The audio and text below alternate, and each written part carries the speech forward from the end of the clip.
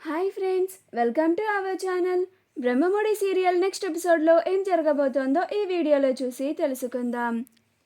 అప్పు కళ్యాణ్లని ఇంటికి రమ్మని పిలవడానికి అప్పు కళ్యాణ్ల వాళ్ళ ఇంటికి వెళ్ళిన ఇందిరాదేవి, సీతారామయ్య.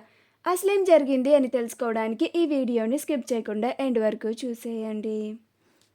ఇందిరాదేవి హాల్లో అందరినీ పిలిపించి, ఎల్లుండు శ్రవణ శుక్రవారం, ఆ రోజు ఇంటి కోడళ్లతో వరలక్ష్మి వ్రతం చేయించడం అనాదిగా వస్తున్న ఆచారం అని అందరి ముందు చెబుతుంది.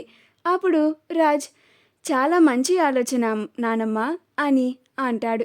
అప్పుడు ఇందిరాదేవి, నేను అందరి మంచి కోరుతాను కాబట్టి అది మంచి ఆలోచనే చెప్తాను నేను అని అంటుంది. అప్పుడు రుద్రాని మొహం మార్చుకొని ఏదో ఆలోచిస్తూ ఉంటుంది. అది గమనించిన స్వప్న, ఇక్కడ ఎవరికో కాలిపోతుంది అని అంటుంది. అప్పుడు రుద్రాని సీరియస్గా స్వప్న వైపు చూస్తుంది. అప్పుడు స్వప్న, అర్రే, కరెక్ట్గా నిన్నే అన్నానని నీకెలా తెలిసిపోయింది అత్త, అలా టక్కుమని చూసేశావు అని అంటుంది.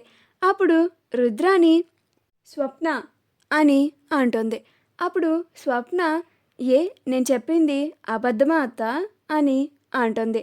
నీకు ఈ ఇంట్లో ఏ మంచి జరిగినా అస్సలు నచ్చదు కదా, అందుకే అలా అన్నాను అని అంటుంది. అప్పుడు రుద్రాని, అమ్మ, ఇంటి కోడలతో వ్రతం జరిపిస్తానన్నావు సరే, రాజ్ వెళ్ళి అప్పు కళ్యాణ్లని ఇంటికి రమ్మని చెప్తేనే వాళ్ళు రానన్నారు.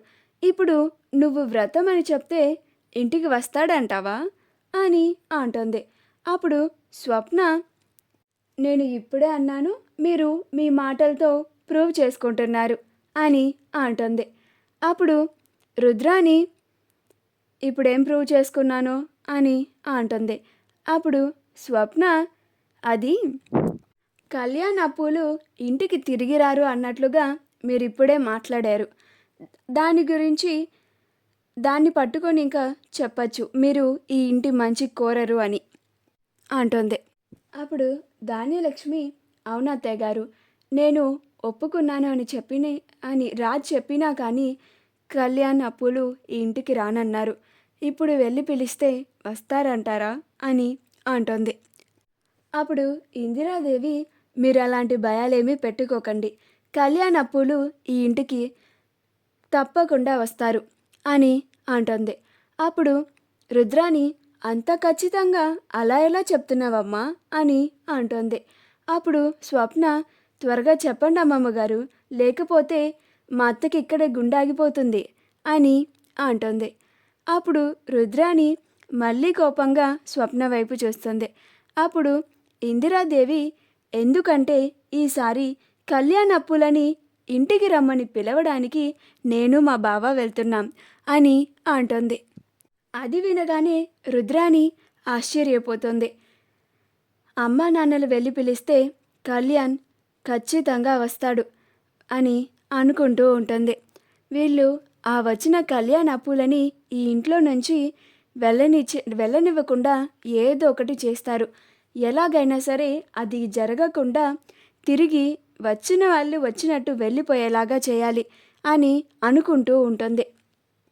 అప్పుడు రుద్రాని ధాన్యలక్ష్మిని పక్కకు పిలిచి, ఏంటి ధాన్యలక్ష్మి, మా అమ్మా నాన్నలు వెళ్ళి కళ్యాణ్ అప్పులని ఇంటికి పీల్చుకొని వస్తారంట, నీకు ఎలాంటి అభ్యంతరం లేదా అని అంటుంది. అప్పుడు ధాన్యలక్ష్మి, ఏముంది దాంట్లో, అత్తయ్య గారు అప్పు చేత వరలక్ష్మి వ్రతాన్ని చేయిద్దాం అనుకుంటున్నారు, వచ్చి వ్రతం చేసుకొని వెళ్ళిపోతారు అని అంటుంది.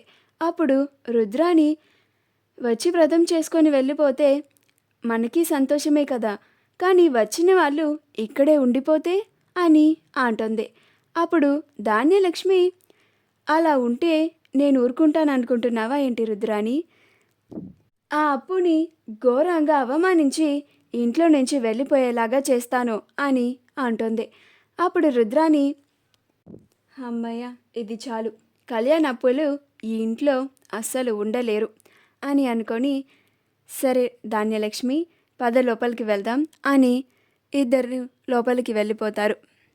ఇందిరాదేవి, సీతారామయ్యలు ఇద్దరు బయలుదేరి అప్పు కళ్యాణ్లని ఆహ్వానించడానికి వస్తారు.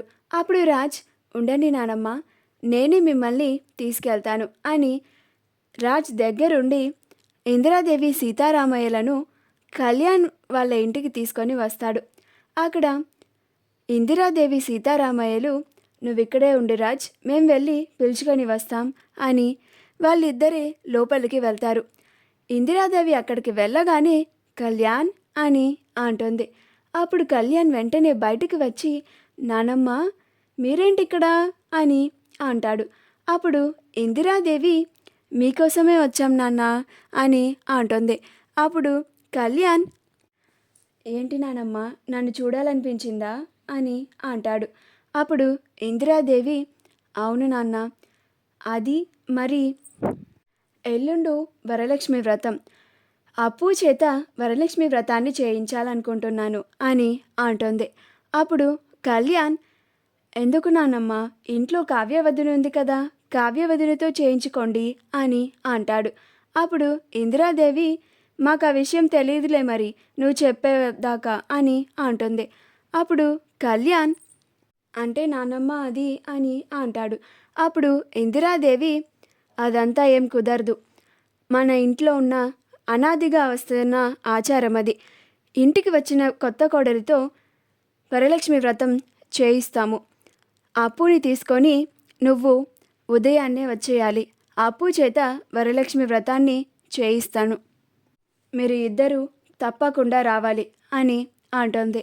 సీతారామయ్య కూడా, అవును కళ్యాణ్, నీ భార్యని తీసుకొని ఇంటికి వచ్చి వ్రతం చేయాల్సిందే అని అంటాడు. అప్పుడు కళ్యాణ్, మీరిద్దరూ ఇంతలాగా మా కోసం వచ్చి చెప్పినాక కూడా రాకుండా ఉంటామా నానమ్మ తాతయ్య, తప్పకుండా వస్తాము అని అంటాడు.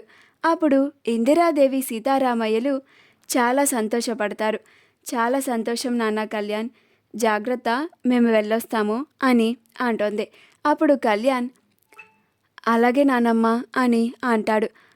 అప్పుడు ఇందిరాదేవి, వెళ్ళొస్తామా అమ్మ కొత్త కోడలా అని అంటుంది. అప్పుడు అప్పు, అలాగే అమ్మమ్మ గారు అని అంటుంది. ఇందిరాదేవి సీతారామయ్యలు కారు దగ్గరికి రాగానే రాజ్, నానమ్మ కళ్యాణ్ వస్తానన్నాడా అని అంటాడు. అప్పుడు ఇందిరాదేవి, రాకుండా ఎలా ఉంటాడు, వస్తానన్నాడు అని అంటుంది. అప్పుడు రాజ్, నాకు చాలా సంతోషంగా ఉంది నానమ్మ, మనం అనుకున్నది అనుకున్నట్టే జరుగుతుంది, సరే పదండి ఇంటికి వెళ్దామని ఇంటికి వెళ్తూ ఉంటారు. మా వీడియో కనుక మీకు నచ్చినట్లయితే లైక్ చేయండి, షేర్ చేయండి, మా ఛానల్ని సబ్స్క్రైబ్ చేసుకోండి, పక్కనే ఉన్న బెల్ ఐకాన్ని క్లిక్ చేయడం మాత్రం మర్చిపోకండి.